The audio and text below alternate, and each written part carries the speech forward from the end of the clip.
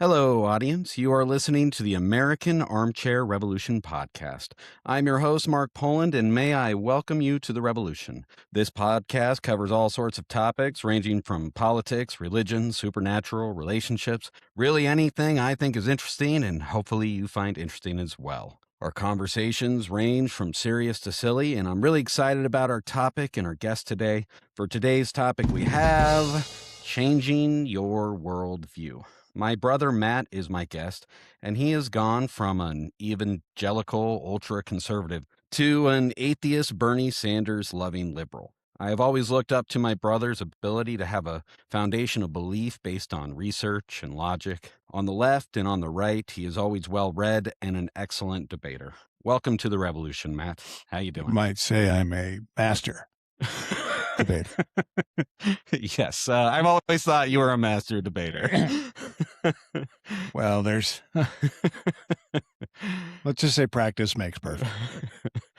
Well, Matt, I'm like I said, I'm really excited to have you on because you're one of the few people that I know that have gone from one political and religious extreme to the other. Can you take a moment to share what your political and religious beliefs were in the past and where they are now? Well, to where to start, it has to do with, I guess, the main discovery of my life that has come through phases is everything I was taught as a child, and you too, Mark, was a lie. Yeah. And you've embraced centrism and reason. So it's mostly just armchair, not really revolution.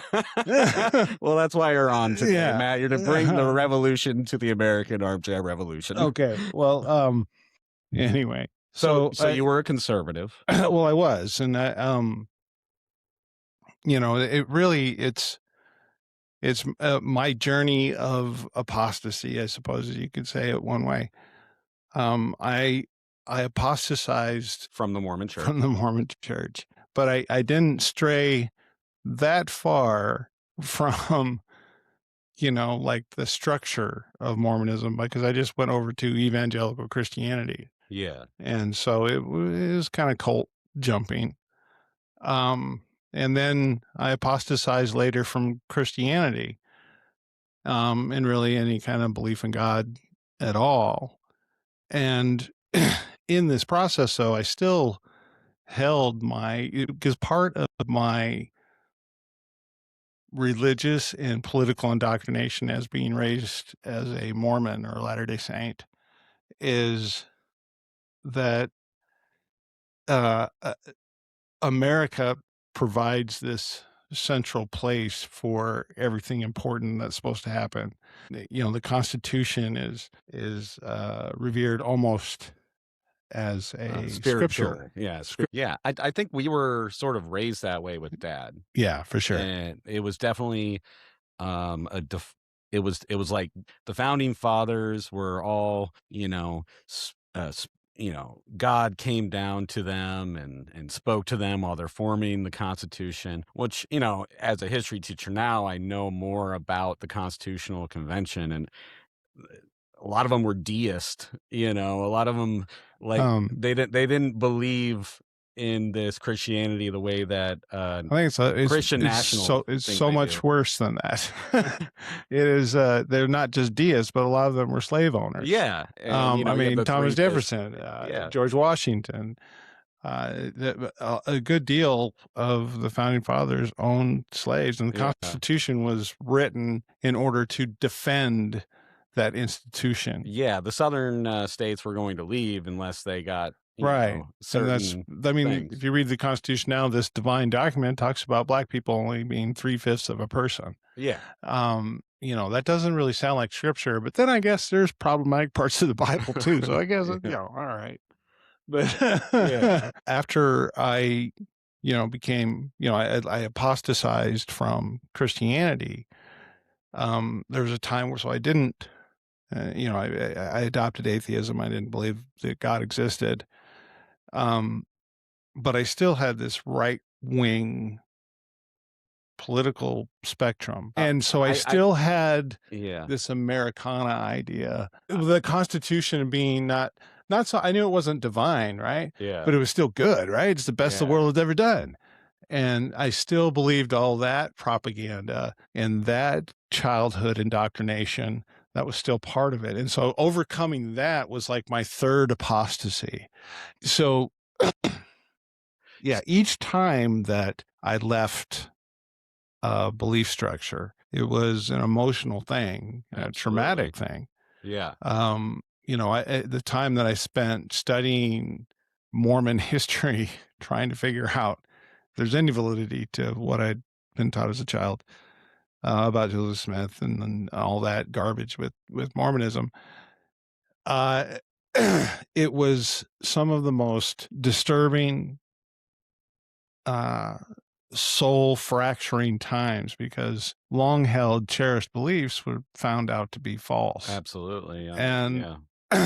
And so each time that I did this with a belief structure, and so I did this once with Mormonism, and then I did it a second time with Christianity and God himself. And when I did that, there was also an emotional price to pay for abandoning that faith and realizing that you'd been wrong for so long. But then the last thing that I overcame was the political indoctrination that had come along with the religious indoctrination. I think that's interesting that you say that, because I always thought that it was at the same time. I thought you went atheist and the political was at the same time. So there was a period of time in between. I remember it differently. No, it was a period of time in between where I realized that, long story short, evolution was true, and therefore God's plan of salvation and the whole. If God is using evolution to create, then that requires death as part of the creation process. And therefore, death is not a punishment for sin, as in laid out in the Garden of Eden. Therefore, we need no salvation because we are all destined to die because we were evolutionary creatures. Because evolution and death is the driving force of evolution. Right. And so God can't be at least a Christian version of it. And really, I believe, the whole thing, when it comes down to it, it's so ridiculous to me now when I think back when I used to believe, a sky daddy that would grant wishes, reward you for good behavior. It's, but this is, it's part of the childhood indoctrination, I think, and so, but anyway, getting back to the thing is the third apostasy I went through was this political undoing when I realized my whole framework for viewing politics and society in general had been skewed as a child. And I was led down some conspiratorial paths. And so one of the steps in transitioning from right wing to left wing was the first thing that had to go was to realize that science was not a conspiracy of devil-loving scientists trying to disprove God. Right? That's not the purpose of science. I realized, it seems ridiculous, but I'm exaggerating it to a point, but just to illustrate, those are the kind of thoughts that I had was these conspiratorial ones, like not to be trusted.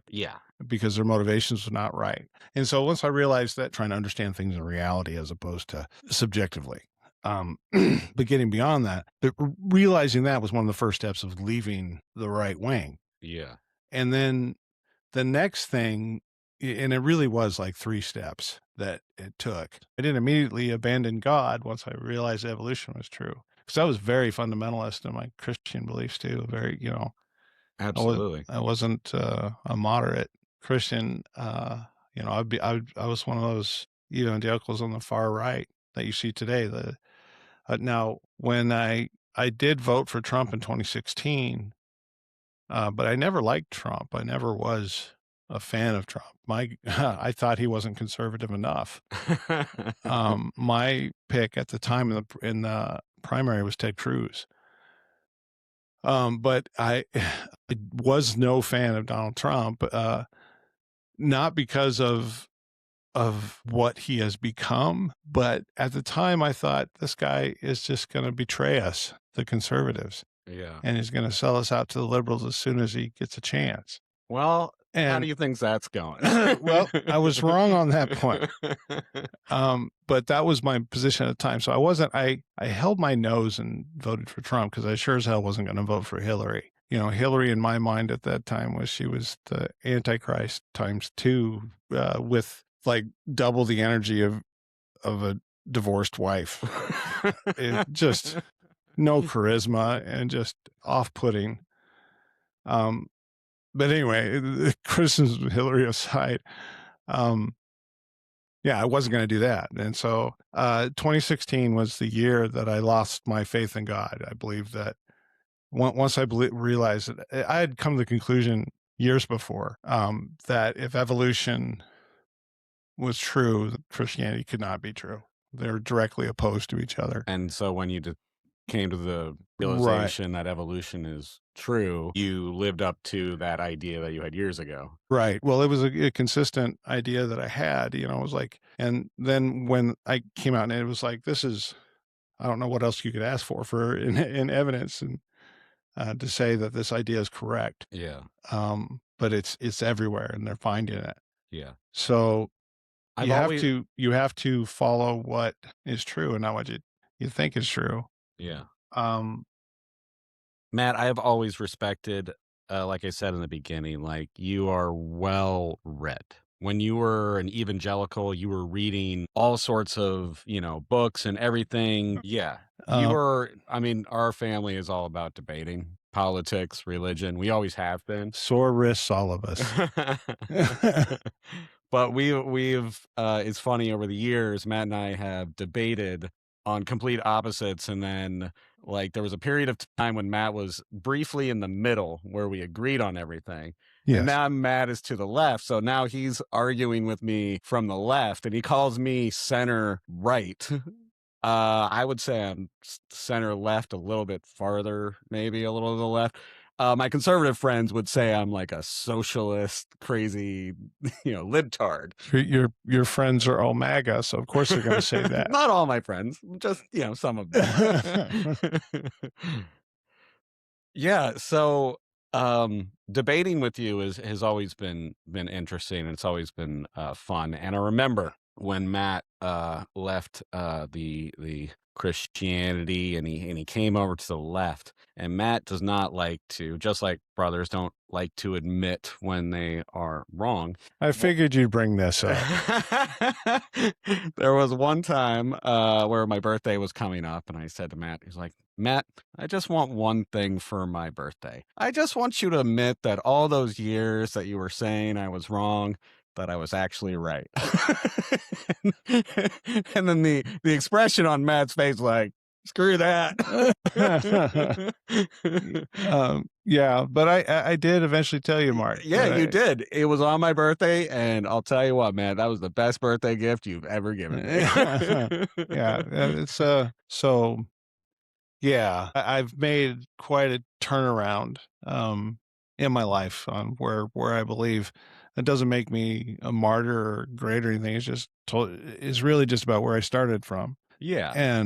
But it takes a lot to change. And most people in their life, stay pretty close to where they started politically or religiously. I mean, some people change, but to go from where you were to where you are now, I think is unique. And I do have a question about that. Is there, looking back, what were your values as a conservative and as a Christian? What were your core values? Well, that was really part of the process of becoming or deconstructing, I guess, my political ideology, because I'd already deconstructed my religious ideology. Yeah. And so when I get to the part where I started the deconstruction was I realized that, science was a benefit to mankind and not The enemy. not, the enemy. Exactly. But then the second to that, I realized that that the history that I had been taught was very one-sided, especially as a conservative. Rush Limbaugh would say things like, if it wasn't for Republicans, the Civil Rights Act would have never passed in 1965, which is true. The Southern Democrats. Yeah, because some Southern Democrats opposed it, but it was a Democratic, idea, a Democratic bill, but it wouldn't have passed without Republican support. But then when I look at the actual history, I was like, okay, no, these Republicans were not trying to elevate civil rights for anyone, even though that's what the implication was, is the conservatives at the time would oppose the good things that happened in our history. And then that history was reappropriated to support the conservative side. Yeah. And so once I realized, I guess, the idea that government can be good, and that we're working for a betterment of society as opposed to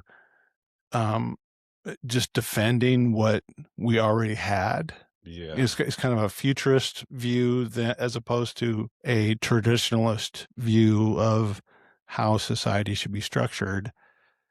And so that was like the second big awakening after I kind of abandoned the conspiratorial things about science and the academy. After that, it was, but I still needed something else, right? I knew that my political identity was tied to different ideas such as rugged individualism. And then I had... So that was a core belief. That was a core belief. Rugged individualism. Right, rugged individualism, and of course, God before that. But as far as my political structure that was part of it. And then also there was this whole part of the foundation there was this hero worship, as it were, towards the founding fathers. Yeah. And realizing that was all bullshit. Yeah. That they were just ordinary guys. And if you actually go read the documents, like, these guys weren't great. Yeah. They're fucking slavers, man. Yeah. They owned people, and they supported that with this fucking constitution they said was about liberty and freedom. Yeah. These guys are fuckers through and through, man. And they use race just so they can oppress the lower classes, because really there's only one battle here. And it's not about race or religion or anything like that. It's about two classes, the upper class and then the rest of us, the billionaires versus everyone else. And here comes the revolution. Matt's bringing it in. But I, in a sense, agree that, this country has always been run by the upper class, and where I am a little bit more optimistic about American history. Do you think America was founded on liberty and freedom? I think it was Enlightenment light, right? So it had, like, the French Revolution was all about the Enlightenment, but then they screwed it up, right? And then they weren't valuing freedoms, human rights, but us over here with our slaves. Yeah. And then our extermination of Native Americans. No, I get it. Yeah, we're the good guys. We're not. We haven't been the good guys. And the way we're acting in Iran today shows us that we're not the good guys here. It's like that clip that you've seen where everybody's wearing like the skull and crossbones. That guy says, maybe we're the baddies. That's a bunch of Nazis standing around saying that. That's where we're at. We're the bad guys here. Well, here's my take on it. And I recognize fully, Mark, that there is we have been the bad guys for a long time. Well, we have been fed shit and propaganda. And my third apostasy was, like I said, was against the political indoctrination I did. And so what the final thing that pushed me over, that made me realize I wasn't a conservative anymore, is because so those two things have changed. I stopped the conspiratorial thinking about the academy, that's, colleges and things like this, and scientists and science in general, as being, just a bunch of atheists conspiring against God. Yeah. They're not that. I gave up that. idea. And then the second thing was to realize that I seem to always be on the wrong side of history on everything. And so any kind of progression towards goodness, like the 5-day work week, 40-hour week, weekends, child labor. Yeah, getting rid of child labor. These things all came from the end left. of slavery. The people on the right were opposed to that. My conservative friends, I know you will say, "Oh, it was the Republicans that got rid of slavery." Guess what? The parties, their names stay the same, but what they believed have changed. Radical Republicans were all about individual of giving freedom and liberty and equality to former slaves. And so the minority, and Republicans were the party of big federal government versus, that have supreme control, and the states governments are secondary. That doesn't sound like conservatives today, right? Yeah, there's that I mean, it's very clear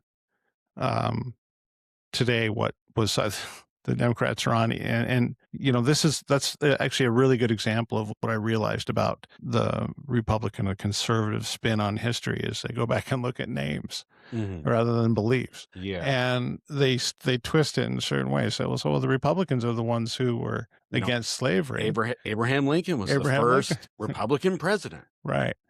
And so they're, of course, the party of civil rights. They're not. No, they're not. And that's what the implication is. Like, sure, okay, you've got the name. You guys started with some good intentions. The radical Republicans who had control of Congress during Reconstruction actually, my favorite, actually were able to push through the 13th, 14th, the 15th Amendment. Thaddeus Stevens is my favorite, radical Republican. He was a leader of the radical Republicans, and he was way ahead of his time. Right. So, I mean, not always being Republican means you're a dick. Especially back then. If you were a Republican, you were actually a good person. But I think if you've been a Republican any time since the 1970s, you're an asshole. So you were an asshole, man? Yes, very much so. I fully recognize the bad that America has done, but I look at it, we start with this just a little bit of this idea of everyone should have a say in the government. Oh, it was white, Christian, land-owning men that had the right to vote in all the 13 colonies. But then it gets rid of the Christian part. Then it gets rid of the land ownership part. So then it gets rid of the race you're part. saying it like bends towards freedom, but the tracks are long or whatever? Absolutely. And that's what you're saying. Okay, thanks, Obama. And he is my favorite president. No, but I think we have come a long way. We've come a long way. I will admit that, we're not slavers anymore. So but that's one good thing. But the whole system is fucked, Mark. I am more optimistic that we can change it. We can make it better. We can do. How do you feel about meritocracy? Explain that to me. Oh, just the idea. What is meritocracy? Do you know? I want you to explain it to our viewers. Of course I know, man. Of course I know. I just want to explain it to our viewers. What's meritocracy? Well, it's the idea that Thomas Jefferson put forward is the cream rising to the top. It's allowing people by their own merits, quote unquote, their own abilities to soar to, the greatest of heights. It's kind of the idea behind everyone's a billionaire, they're just or an embarrassed billionaire, I should say. And they're just, they're rich. They're just not, well, they're not that rich, but they aspire to be rich. And, and so this is kind of this belief but the problem with meritocracy is that maybe it'll work for one generation if you started with a society that was brand new, but people with money have power and they keep using that power. And so it's not an equitable society. It actually is building a hierarchy based on who has the most money because money has power. Now, back in the day, it was also land and human beings that they owned. These are our founding fathers, who we should be so proud of. Thomas Jefferson owned slaves. George Washington owned slaves and only released them in his death. But here's the thing. What I have hope in is honestly, I believe we should get rid of both political parties and start a new political party. Oh my God, you are like The Bill Maher. We'll talk about Bill Maher in a The moment. ultimate centrist. Oh my God. No, I think we need a new party that stands for everything in the middle. No, not stands for everything in the middle. We're going to keep the status quo. No, what I We're want. going to be less crazy. No, I want a new political party that doesn't, and its political platform will be ending corruption within politics, taking the money outside of politics, making it easier for regular people like you and I to run for office, to stop gerrymandering districts, run on a platform of universal health care, and workers' rights. And I think that political party would do a lot better than the Democrats right now. The Democrats say they're about that, but they have a lot of corruption and they cow down to the billionaires themselves. So if you have a political party that is not run by billionaires, because ultimately our power is in voting. And if we take over voting, we can take the country back, is that's my hope, that through our voting power, we actually can take back the government. Okay. You're less optimistic. Yeah, I think what is needed here is, we're living under an authoritarian fascist regime right now in the United States with the Trump administration. Fascism light. You've got too many friends in the MAGA movement, Mark. No. You've got too many crazy I agree friends. with you. I agree with you, Matt, that this presidency is challenging every constitutional norm and is challenging for authority and power. And since the Republicans have control over Congress and won't stand up to him, it is scary. It is very scary that you have mass police on the street, killing U.S. citizens, having detention centers, rounding up, their goal is to round up millions of people. I mean, all of that is insane. I just hope that through our powers of election, this will stop. Yeah, that's the hope of the centrists right now, the corporation Dems. I'm not a corporation Dem. Corporate Dem. Though that's the view right now, is everything is about the election.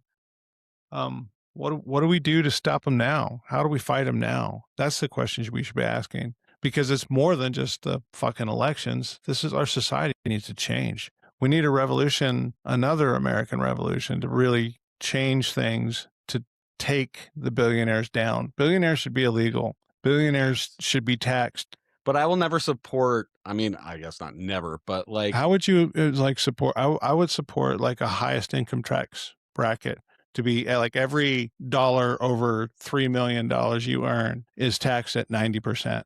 Oh, I totally agree with that. Absolutely, 100%. We should make it illegal for someone to accumulate the kind of power that someone accumulates when they have this kind of power or that kind of wealth. What was I saying? Oh yeah, revolution. I just don't. I think violence and all that, and forming an army and having a civil war for our rights, like that is terrifying. And I know that's how our country was founded. But I think we have other avenues to exhaust before anything like that. Okay.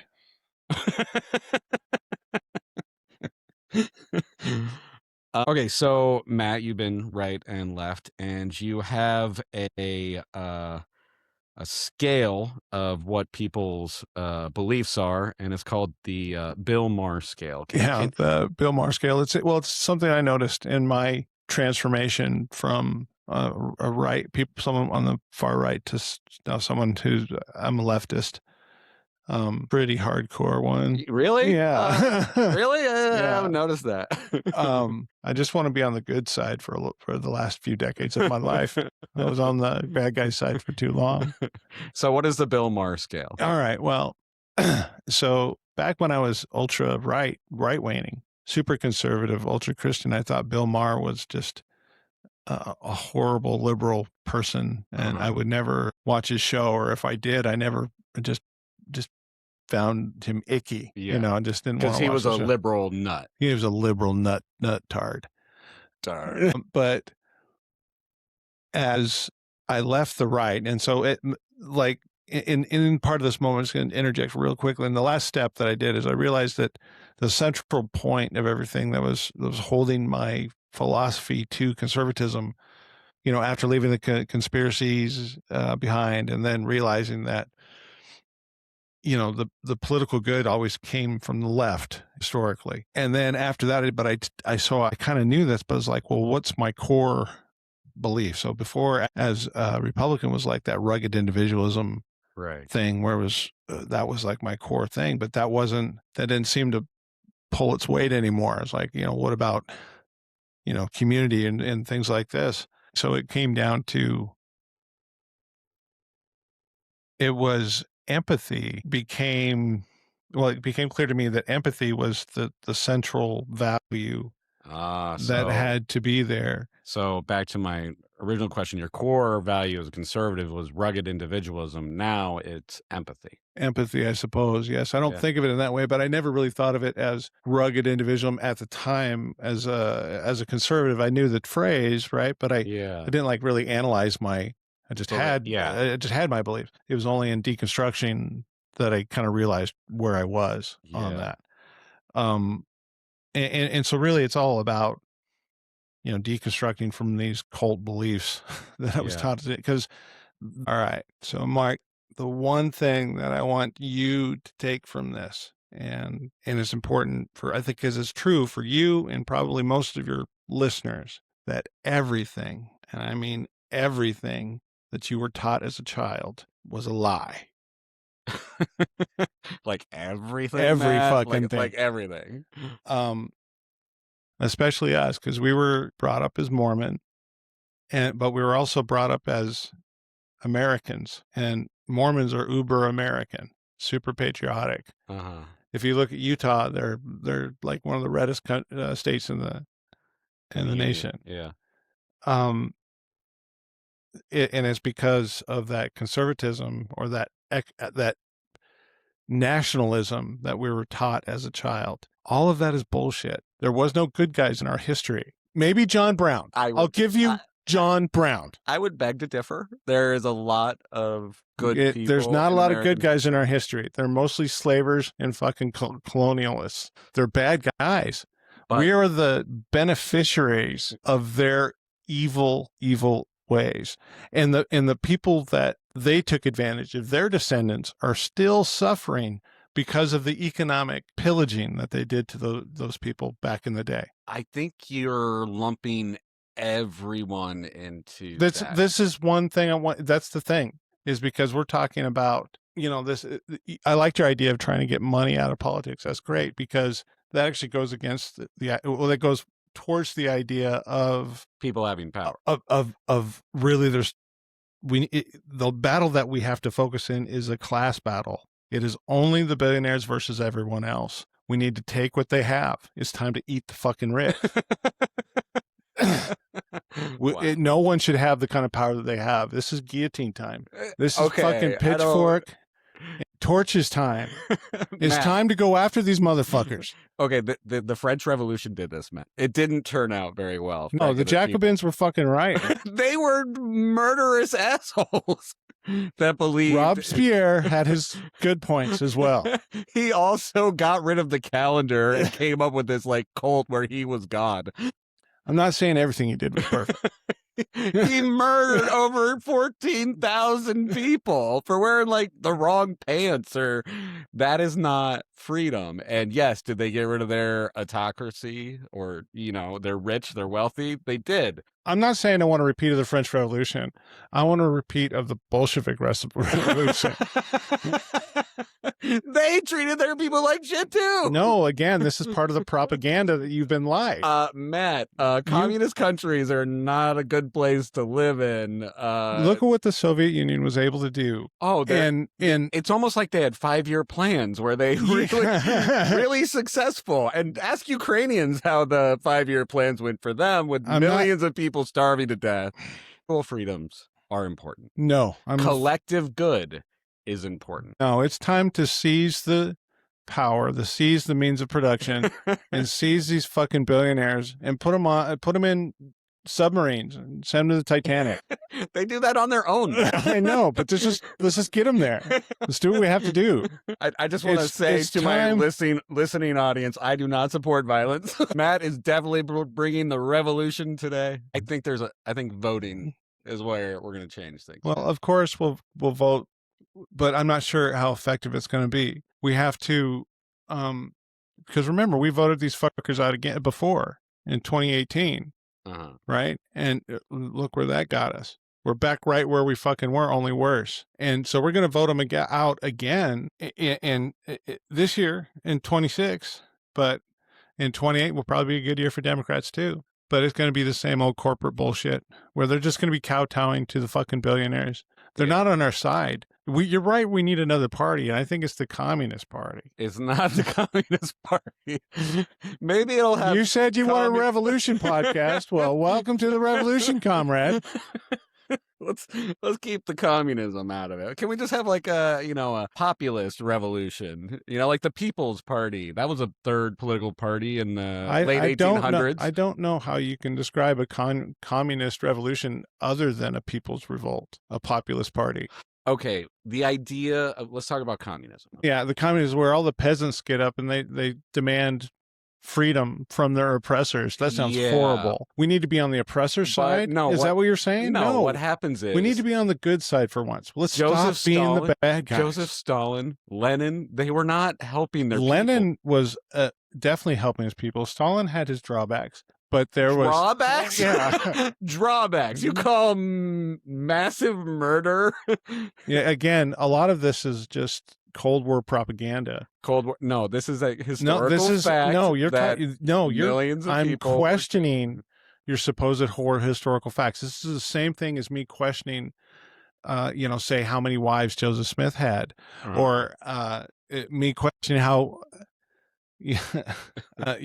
how Christianity is not, or evolution is not compatible with Christianity. It's the same kind of questions that you need to analyze yourself. You need to analyze yourself and see where you're at and see. Absolutely. I agree with that, Matt. But there is a danger of going down rabbit holes that are not the right place. I think. Right. We've been living it our whole fucking life, Mark. Mark, we were raised in a cult. And then I didn't escape that religious cult ultimately until I was 44 years old. That was like 8 years ago now. Yeah. Right. But I didn't I didn't leave conservatism behind until a year later when I was 45. But even then I was like a baby liberal. To call me centrist was definitely accurate at the time. I didn't have really any positions on any views. I knew my core philosophy had changed once I realized that instead of rugged individualism as my core worldview position, it was now empathy. And so if I could do that and realize that government can be good and science is also good, I knew I was liberal. Yeah. At that point, or what I called liberal at the time. It was because I was still brand new to those ideas. I was so militantly right wing, that I would recoil at something like that. But that was around that time. That's when I called you and told you were right. Yeah, it was a great birthday. Yeah, it was. But things have changed. now I'm trying to say, hey, Matt, maybe we should be communists and support Stalin. I'm not. I think what I'm just saying is we should have a clear view of history of the Soviet Union and to actually know the issues there rather than just listen to American propaganda about the Soviet Union. Because what they did was impressive. They were a peasant country in spirit, in the span of like 30 years, they were an industrial powerhouse. Yeah, through murder. No, through industrialization and 5-year plans. We're gonna starve all the rich farmers. Well, you got to get rid of the dissidents somehow. Yeah, and what we need is an American gulag. We'll put it in Alaska, right by the Arctic Circle. We've already got one built in the swamp, right? Yeah, in Florida. I just think there is a middle ground that is... I'm not. I'm just calling for. The point is my last apostasy. My triple. I'm a triple apostate. First, it was Mormonism. I've always thought you were a triple apostate. Yeah, I mean, I'm triple. It's like apostate cubed. Because first I apostatized from Mormonism, then from Christianity, and then from republicanism, the right wing stuff, the very conservative stuff. And really, I view it now as like, well, those are 3 different phases of all the same indoctrination that I had as a kid. We were raised in a cult. So of course we're going to have bad information. And so I just, so it's been a long road. But during that time as leaving, once I realized that I wasn't conservative anymore and I was liberal because my foundational views had changed, but I had to find out what those views were. I had to rethink everything. I didn't know. And that was about the time that Bill Maher became acceptable to me. Yeah, so that's when it was acceptable. And I was about as center as they come. Yeah. I don't think because I knew I was on the left side of the spectrum, but only by 1 degree. It was, and it was a wide open universe to me. I hadn't even, all this was brand new, this different kind of political theory and different view of history, and realizing that most of the history that we were taught as kids was just propagandized bullshit to instill American heroes to believe this myth of American exceptionalism and meritocracy, which is all bullshit, Mark. They're just here to exploit us. It's time to take it back. I understand. It's time to eat the fucking rich. Thank you, Matt. No, I understand your sentiment, and a lot of the core of what you're saying about the billionaires controlling everything. Of course they do. Of course they do. I just think that... But some of them are kind of cool. Well, some are. They are. I mean, Mark Zuckerberg's got that nice hairdo. Elon Musk's a freak. No, but... he's a weirdo. Yeah, he's a weird one. Yeah.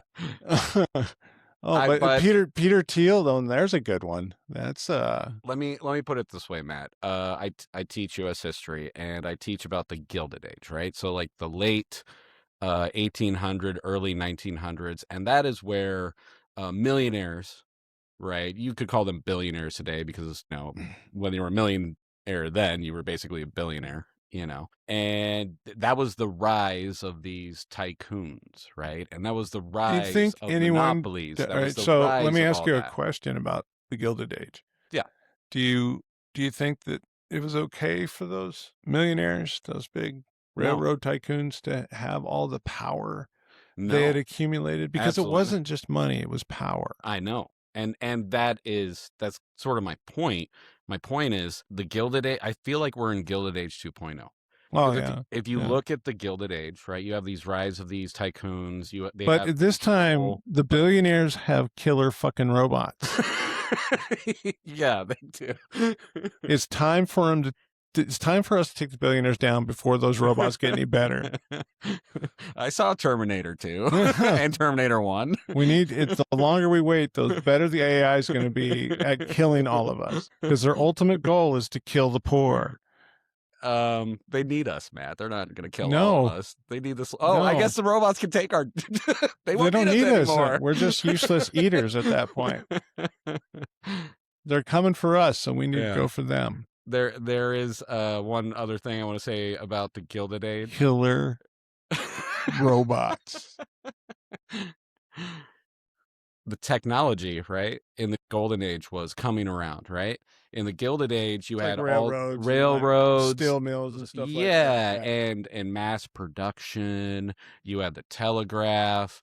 You had all these new things, and it was and just like today, there's all these new things. But the reason that it's called the Gilded Age is because it's not gold. It's gilded. It's shiny and looks gold on the outside, but on the inside, there's something wrong.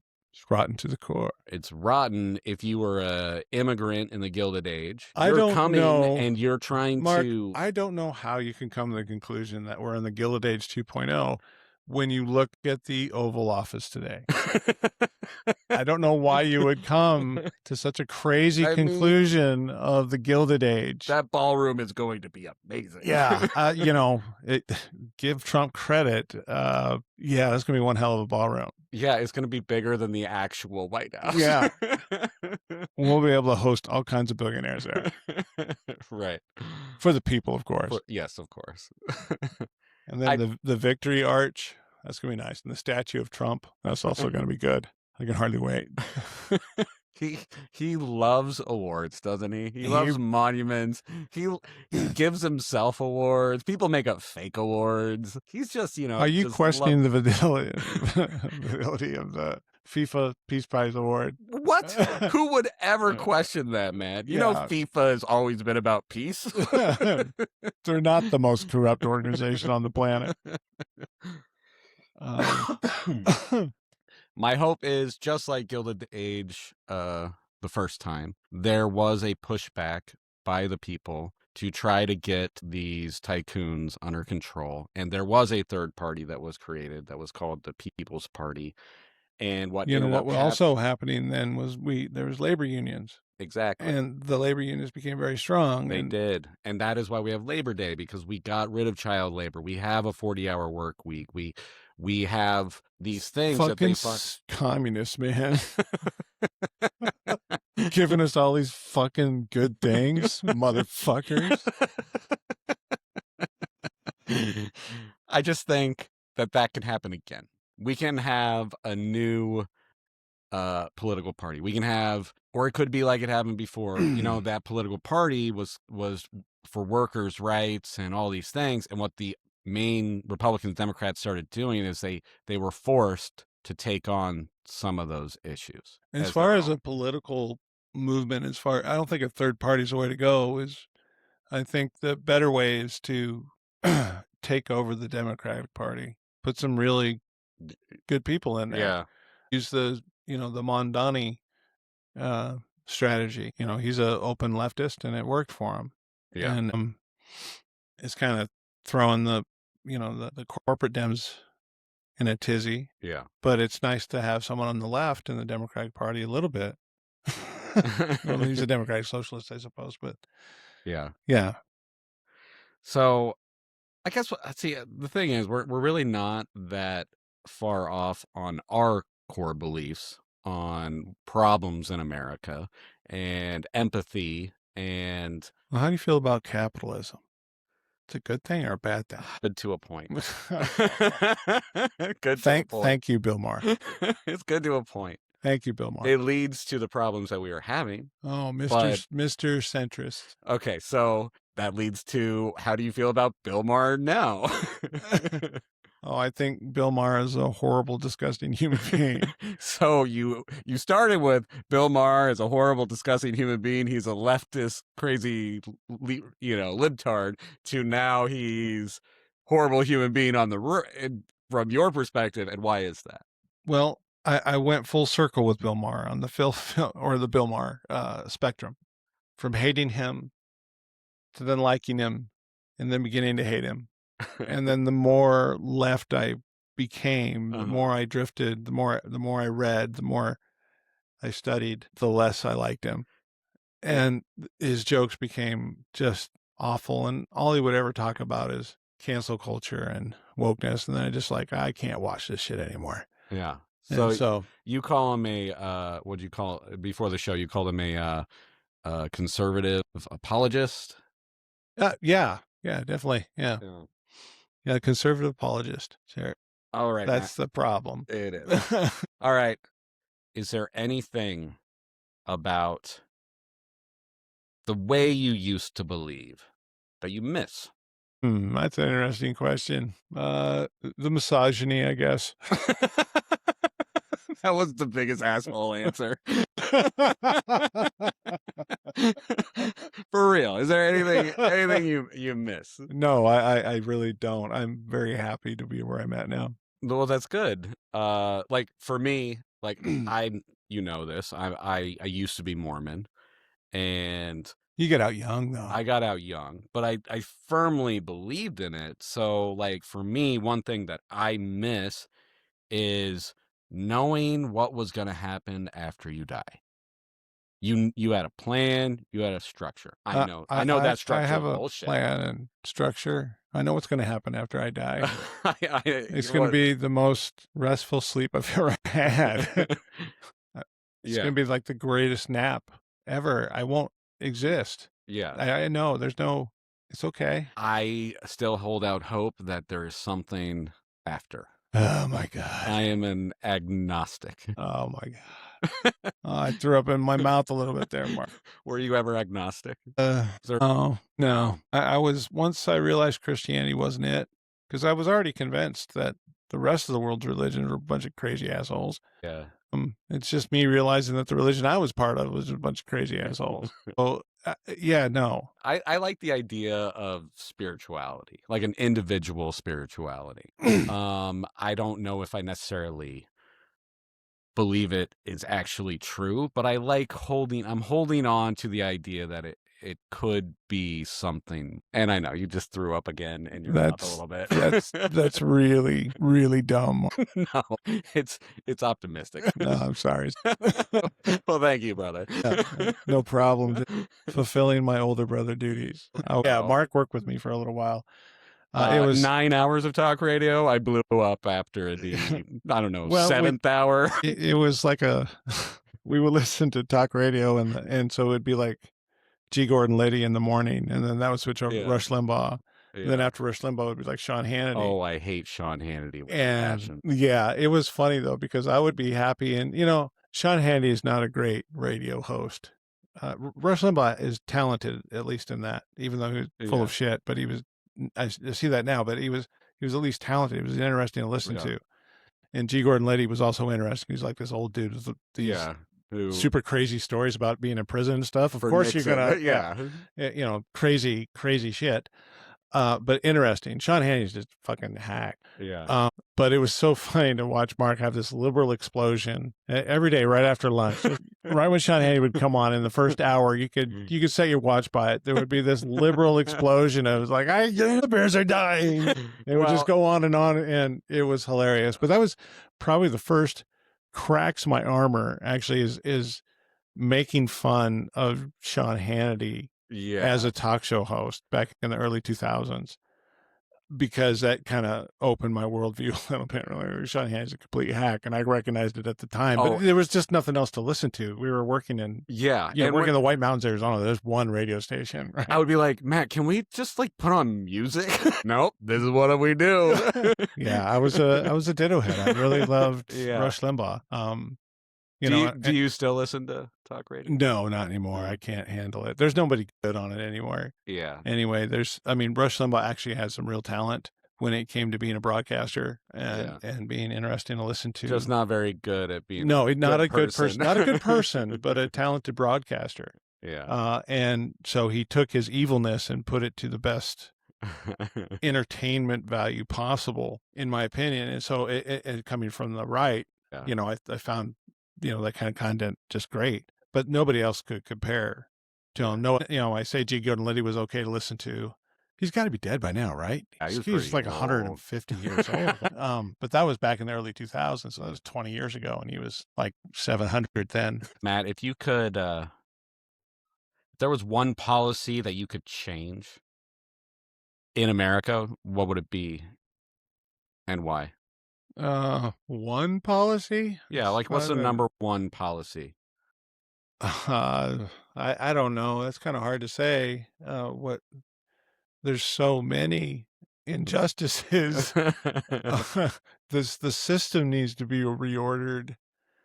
I think it's time to resist in real ways. Yeah. We need to fight. We need to fight the fucking Nazis. Are we the good guys or not? Did Indiana Jones teach us nothing. I Nazis are the bad. I thought everything you learned as a child was a lie. Not Indiana Jones. Maybe the one vestige of my childhood that remains. So Anything just- Harrison Ford related, I guess. The Star Wars franchise is pretty cool too. Yeah. So just in general, we need to resist. Does that mean, like, would you support like a national strike? Sure. Yeah, I really don't know what to do. I just know we need to stop it, and we need to Yeah. stop supporting it. I don't have the answers on what, and so that makes it kind of feeble. I know that, but I'm thinking along the lines is like, what can I do to actively resist this regime? You know, I've been to a No Kings rally. I'll go to another one here next week, I think. And so I mean that's cool, but it's just a rally, right? I don't know what kind of change are we making with that. What can we need to I mean, I think you're like onto something, Mark, like when you name this podcast Armchair Revolution. Is you understand that there needs to be a revolution, but not like fighting. No. Like a revolution of ideas. Yeah. A revolution. Don't be the liberal that just allows the fascists and the conservatives to walk all over them, and in the vain attempt to think that they'll see reality. They never see reality. It's time to fight these motherfuckers. It's time to take the power back through voting. Well, voting we should definitely vote. People. But what else can we do? That's what it's all supposed to be. What else can we do to fuck up the system? There's a spirit, Matt. I asked this question to all my guests. Where do you get your news? I like Breaking Points a lot, and I enjoy Majority Report with Sam Cedar and Emma Vigland. Yeah. That's big source, like YouTube, I guess, a lot of it. But I'll watch like the major networks and stuff. But do you switch between conservative and non-conservative? Oh no, it's pretty much I'll stick with the Breaking Points is pretty center. Yeah. They have leftists and people on the right on that show. Majority Report, their commentary show, they're more like a talk radio. Sam Cedar has been around since Rush Limbaugh was in his infancy, and he was actually doing something to oppose him. He was part of Air America and stuff. That was the left-wing answer to Matt. One last question. What is your prediction for America in 10 years? We will be run by feudal lord-like billionaires with robot armies that will be exterminating or keeping us peasants away from their valuable stuff. That dark. Yeah, it's really bad. You honestly believe that is where it's going to be in 10 years? Mm-hmm. Well, maybe 20, but it's going to happen. It's going to be happening that way. It's happening quickly. So yeah, maybe 10 years. Yeah, sure. I mean, tech and stuff like that, we're going to be controlled by the thing is autocrats and the people who think like Trump are dictators. They all only think in terms of force, is how can we force people to do stuff? And so the more awful thing that they can come up with is the better for them. And so are they going to hesitate to use things like AI killing machines to wipe us out? I mean, they're literally going to have killer robots out there. They're going to wipe us the fuck out. We will have to bend to them. Elon Musk is going to declare himself a god or something here soon. I think, he's already into this birtherism stuff where he wants to spread his seed all over the world. Peter Thiel is the same way, I think. Well, maybe not. I don't remember. But the billionaires are all fucked up, man. It's time to take these motherfuckers out. So in this 10-year future where robots are killing us all, what we really need to do is come up with some sort of time machine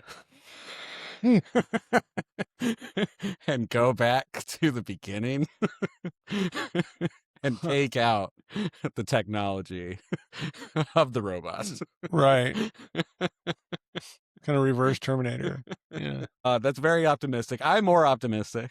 I think there is going to be a pendulum swing back to the people more. I think that people are fed up with the billionaires and the corruption. I think that is true of most people. And I honestly think that I think we're going to take power back by voting these people out. I have hope. I have hope. Maybe I'm wrong. Maybe that's not what it's going to be. Okay, But that's what I have hope for. We'll try. We'll vote some Democrats in, and I think that'll make it a little better. And with that, thank you so much, Matt, for coming on, and thank you for joining the revolution. Yeah, I mean, the centrist revolution. You brought the revolution today. I'm just saying, from your perspective, we got to get everyone to watch more New Rules. More Bill Maher. More Bill Maher. He's a great American. I think he's okay. Oh, he's such a jackass. Absolute jackass. Well, thank you so much, Matt. Yeah, no problem.